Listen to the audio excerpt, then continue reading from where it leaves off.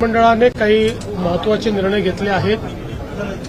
विशेषतः पहलगाममध्ये दहशतवादी हल्ल्यामध्ये आमचे जे बांधव मृत्युमुखी पडले त्यांच्या कुटुंबाला प्रत्येकी 50 लाख रुपयाची मदत करण्याचा निर्णय हा आम्ही मंत्रिमंडळात घेतलेला आहे।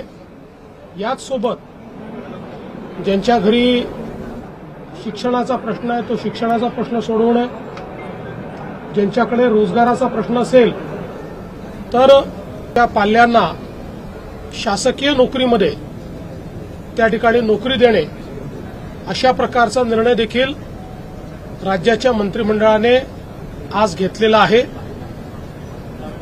सर्व प्रकारे दहशतवादाचा विरोध आणि दहशतवादामुळे ज्यांचा मृत्यू गेलाय त्यांच्या परिवाराच्या पाठीशी राज्य सरकार ठामपणे उभा आहे, असा संदेश देण्याचा प्रयत्न या माध्यमातून राज्य सरकारच्या मंत्रिमंडळाने घेतलेला आहे।